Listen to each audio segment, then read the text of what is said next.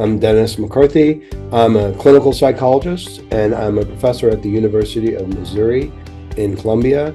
I'm affiliated with the Department of Psychological Sciences and I'm the director of the Missouri Center for Addiction Research and Engagement. And my own research focuses on risk factors for problematic alcohol and cannabis use. And I emphasize factors that influence risk for negative consequences. A particular area of interest of mine has been risk factors that influence the decision to engage in impaired driving, both alcohol and cannabis impaired driving. Most of my research historically has used laboratory methods, including alcohol administration laboratory studies, to examine these risk factors. Over the last 5 or so years, I've shifted to ecological momentary assessment, so we can collect some of these same risk factors in the natural drinking.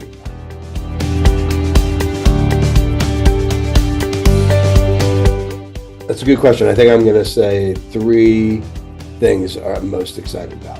One is that, for me, a big part of what I've liked about being an alcohol and drug researcher has been the quality and breadth of what you might talk about as the invisible college of addiction workers, addiction researchers, clinicians, treatment providers. And I've loved being part of that invisible college. I think it's unique in how broad that college is. So what's interesting about addiction is people are studying it from every perspective. They're studying policy, they're studying economics, they're clinical psychologists studying psychological processes, but also interventions and treatments.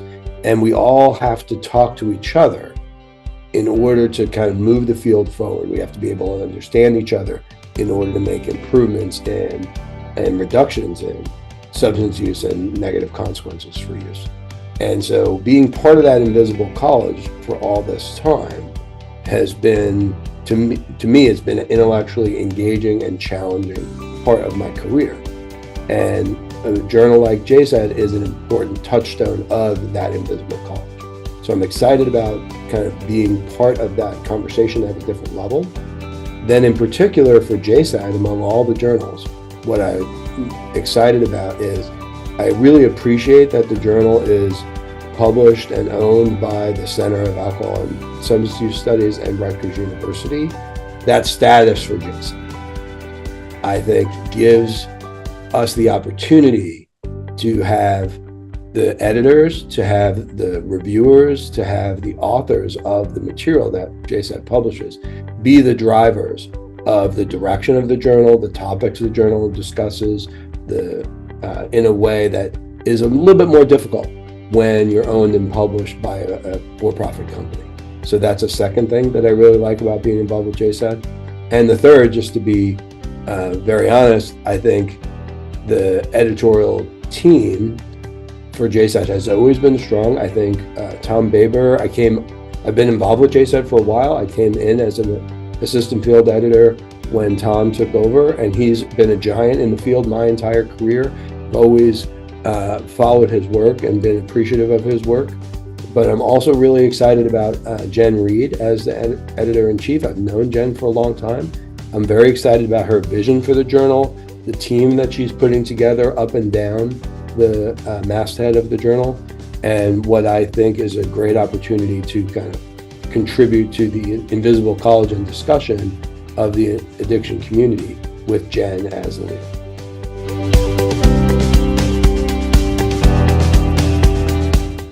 One of the things I've been doing for JSAD over the last year or so is handling a lot of the perspective submissions or letters to the editor, which I've really enjoyed, and JSAD has had an increase in submissions of those types of papers. And I like that those are obviously research-based and grounded in the scientific literature, but give the people in the research community an opportunity to express their opinions or their points of view about that literature in a way that's sometimes hard to do in an article which has a more constrained format. And so I like the contribution to the discussion that those kind of perspective pieces bring. And so I've really enjoyed being involved with that. That's a general statement, though. I would say from a research perspective, what I think the trends that I've seen over the last few years that I would like to see more in JSAD and that I think are coming more to the field in general, is the increasing community engagement with research.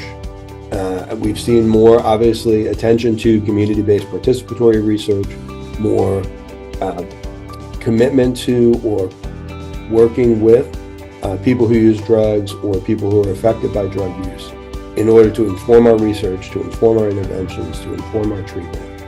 I think there's a lot of ways that we need to get better at doing that, but we're working on it in a way that I think is very exciting. I want to see more of that in JSAD. And then as someone that does mobile tech and collects data from people in their daily life, I want to see us more than we are now, getting out of the laboratory and into people's natural lived environment, lived experience, in order to really better understand how we can reduce the burden and the harm from drug use and maybe improve treatment and intervention.